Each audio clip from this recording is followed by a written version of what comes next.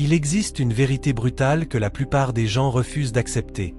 Plus vous êtes présent, plus vous devenez invisible. Nous vivons dans une ère d'hyperdisponibilité où le silence est interprété comme une absence et où l'ombre est perçue comme un échec. On nous dit qu'il faut être partout, tout le temps, pour ne pas être oublié. Mais la psychologie sombre nous enseigne exactement le contraire. La familiarité engendre le mépris. Plus les gens vous voient, plus ils pensent vous connaître, et plus ils pensent vous connaître, moins ils vous respectent. En restant constamment sous les yeux des autres, vous devenez un meuble, un élément du décor dont on ne remarque plus la valeur. Pour redevenir puissant, pour reprendre le contrôle de votre image et de votre destin, vous devez maîtriser l'art le plus difficile et le plus redoutable qui soit, l'art de disparaître. Ce n'est pas un acte de fuite, ni un signe de faiblesse. C'est une manœuvre stratégique d'une efficacité terrifiante. Disparaître, c'est couper l'approvisionnement en informations que les autres utilisent pour vous étiqueter, vous limiter et vous contrôler. C'est transformer votre existence en un mystère insupportable pour ceux qui pensaient vous posséder. Imaginez l'impact d'une personne qui, du jour au lendemain, retire sa présence sans explication. Pas de message, pas de publication sur les réseaux sociaux, pas de justification. Ce vide crée un choc psychologique chez ceux qui vous entourent. Le cerveau humain a horreur de l'inconnu. Face à votre absence, les gens commencent à se poser des questions qu'ils ne s'étaient jamais posées auparavant. Où est-il? Que fait-il? Pourquoi ne répond-il plus? Ce silence force les autres à réévaluer votre importance.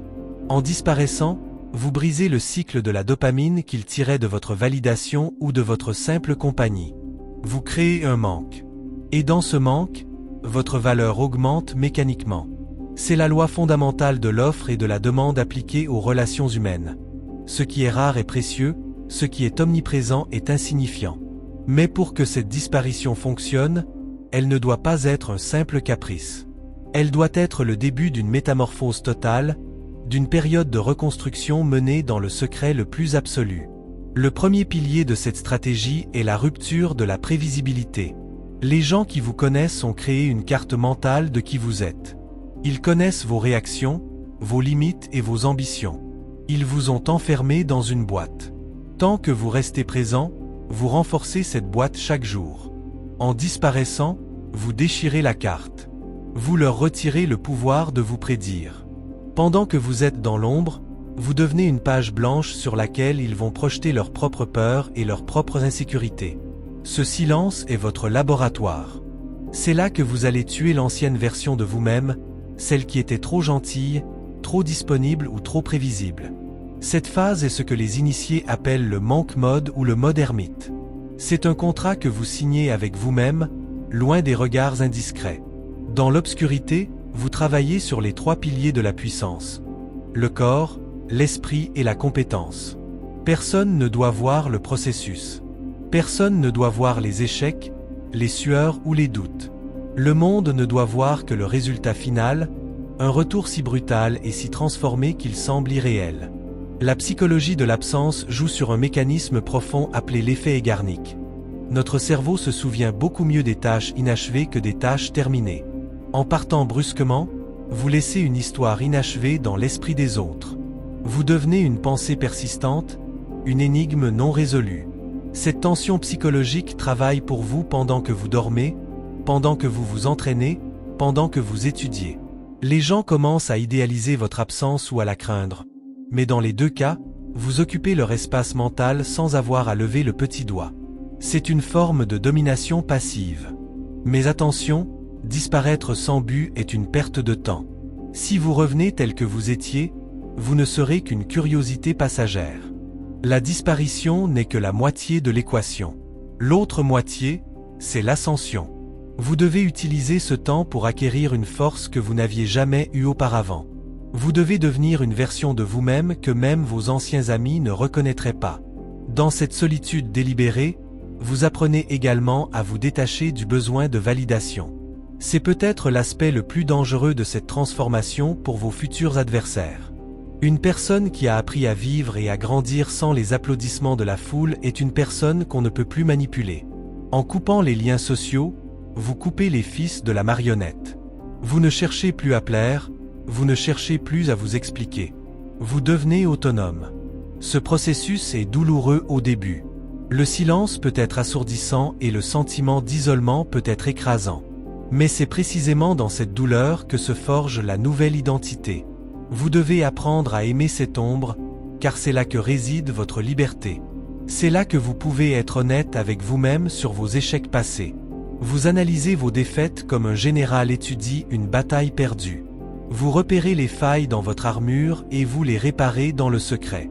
Considérez cette période comme une mort symbolique. Pour revenir 10 fois plus fort, l'individu que vous étiez hier doit cesser d'exister. Vous ne pouvez pas construire une nouvelle structure sur des fondations en ruine. Vous devez tout raser.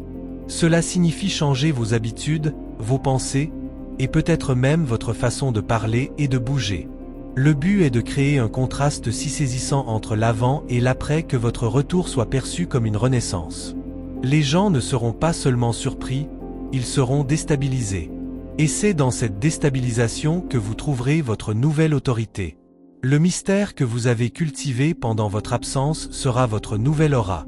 Vous n'aurez pas besoin de dire que vous avez changé. Chaque fibre de votre être le hurlera.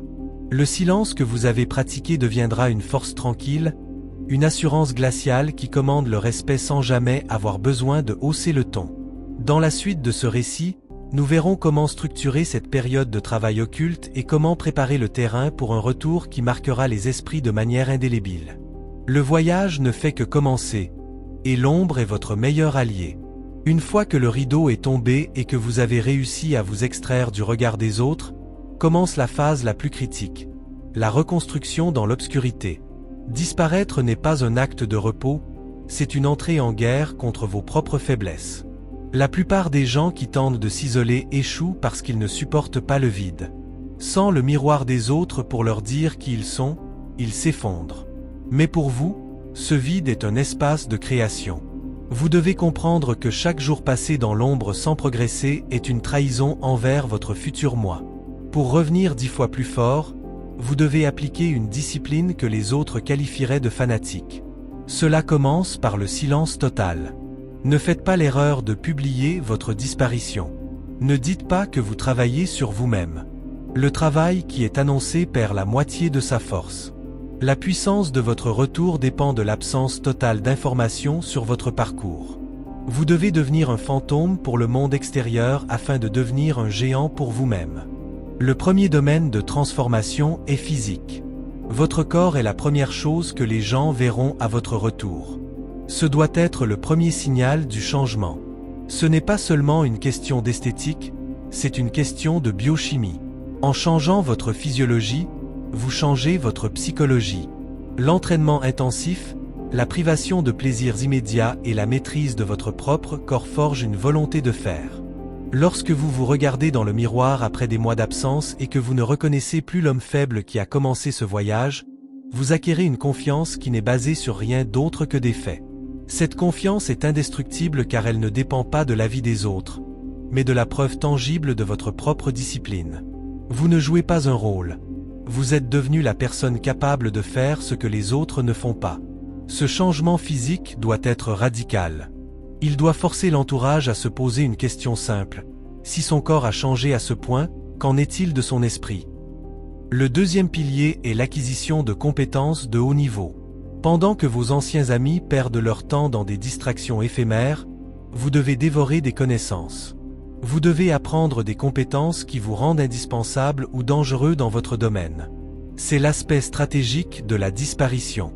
Si vous revenez avec une nouvelle expertise, une nouvelle langue ou une maîtrise financière accrue, vous ne revenez pas seulement comme un individu, mais comme un atout. Le savoir est une arme silencieuse. Dans l'ombre, étudiez les mécanismes de l'argent, de l'influence et de la psychologie humaine. Devenez un expert de l'ombre. Cette accumulation de capital intellectuel crée un écart de niveau entre vous et ceux que vous avez laissés derrière vous. Lorsqu'ils vous reverront, ils réaliseront que pendant qu'ils stagnaient, vous avez parcouru une distance qu'ils ne pourront jamais rattraper. Vous ne revenez pas pour reprendre votre place dans le groupe, vous revenez pour créer votre propre hiérarchie. Cependant, la transformation la plus profonde doit être mentale. Vous devez reprogrammer votre cerveau pour éliminer les virus de la victimisation et de la dépendance. Dans la solitude, vous êtes forcé de faire face à vos démons sans aucune échappatoire. C'est ici que vous pratiquez l'introspection brutale. Pourquoi avez-vous laissé les gens vous manquer de respect? Pourquoi aviez-vous besoin de leur attention? Vous devez disséquer vos échecs passés comme un chirurgien. Identifiez les schémas de pensée qui vous ont maintenu dans la médiocrité et remplacez-les par des principes de fer. Vous développez ce qu'on appelle une clarté froide. Vous ne voyez plus le monde comme vous aimeriez qu'il soit, mais comme il est réellement, un champ de bataille d'intérêt et de volonté. En comprenant cela, vous perdez votre naïveté. Cette perte de naïveté est le prix à payer pour la puissance. Une personne qui ne peut plus être trompée est une personne qui ne peut plus être arrêtée. Cette période de disparition est aussi le moment idéal pour pratiquer le stoïcisme radical. Apprenez à ne plus réagir aux provocations imaginaires. Comme vous n'avez plus de contact avec le monde extérieur, les rumeurs ou les critiques ne vous atteignent plus. Vous apprenez à être le seul juge de vos actions. C'est un exercice de souveraineté. La plupart des gens vivent pour le qu'en dira-t-on. En disparaissant, vous tuez cette préoccupation. Vous réalisez que le monde continue de tourner sans vous. Et loin d'être une pensée déprimante, c'est une libération totale. Si vous n'êtes pas le centre du monde pour les autres, vous êtes libre d'être le centre de votre propre univers. Cette indépendance émotionnelle est le socle de votre future puissance. À votre retour, les gens essaieront de vous ramener à votre ancienne version par des plaisanteries ou des rappels du passé. Mais comme vous aurez coupé les racines émotionnelles de ces liens, leurs tentatives glisseront sur vous comme de l'eau sur du marbre. Enfin, vous devez cultiver l'art de la patience. La tentation de revenir trop tôt est immense. Au bout de quelques semaines, vous vous sentirez peut-être mieux et vous aurez envie de montrer vos premiers résultats. Résistez. Le retour prématuré est l'erreur des amateurs. Si vous revenez avant que la transformation ne soit totale et irréversible, vous gâchez l'effet de surprise. Vous devez attendre que le fruit soit mûr, que votre nouvelle identité soit si solidement ancrée qu'il n'y a plus aucun risque de rechute. La disparition doit durer assez longtemps pour que votre absence devienne une légende, une curiosité qui vire à l'obsession pour ceux qui vous entouraient. Vous ne cherchez pas une petite amélioration. Vous cherchez un saut quantique. Vous devez rester dans l'ombre jusqu'à ce que votre lumière intérieure soit si brillante qu'elle en devienne aveuglante. Dans la dernière partie, nous traiterons du moment crucial, le retour. Comment réapparaître, comment gérer les réactions et comment utiliser votre nouvelle force pour dominer votre nouvel environnement. L'obscurité touche à sa fin, mais c'est maintenant que le véritable danger commence pour ceux qui pensaient vous avoir oublié. Le moment est enfin venu. Les mois de silence, de sueur et de discipline ont porté leurs fruits. Vous n'êtes plus l'ombre de vous-même, vous êtes devenu la tempête. Mais attention, le retour est une opération aussi délicate que la disparition. Si vous revenez en criant sur tous les toits que vous avez changé, vous détruisez instantanément l'aura de mystère que vous avez mis tant de temps à construire. La règle d'or d'un retour réussi est la suivante. Montrez, ne dites rien.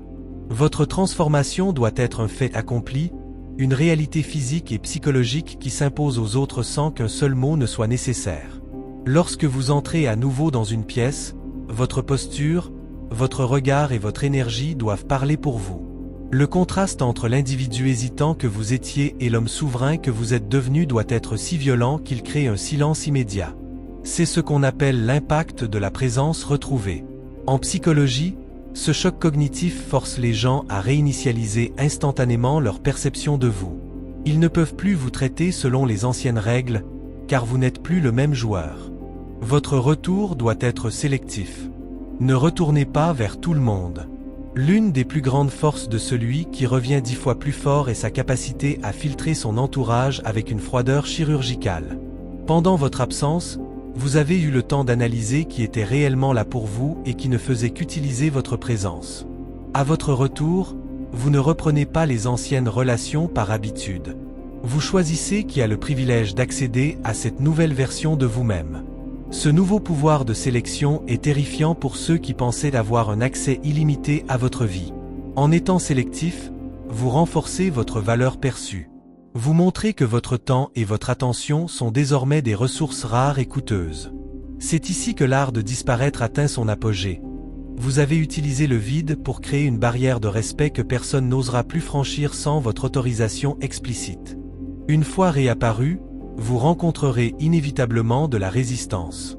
Les gens détestent quand quelqu'un sort de la boîte dans laquelle il l'avait rangé. Certains essaieront de vous rabaisser en rappelant vos échecs passés ou en utilisant l'humour pour briser votre nouvelle assurance. C'est le test final.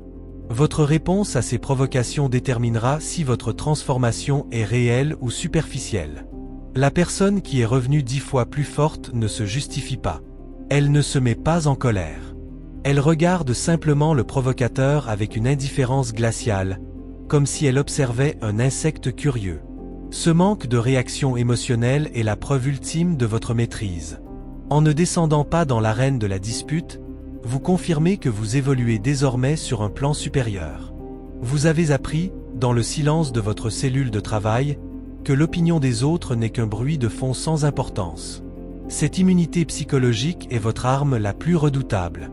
L'art de revenir plus fort consiste aussi à utiliser votre nouvelle compétence ou votre nouvelle forme physique pour accomplir des résultats immédiats et visibles. Si vous avez passé votre temps à étudier, laissez vos succès parler.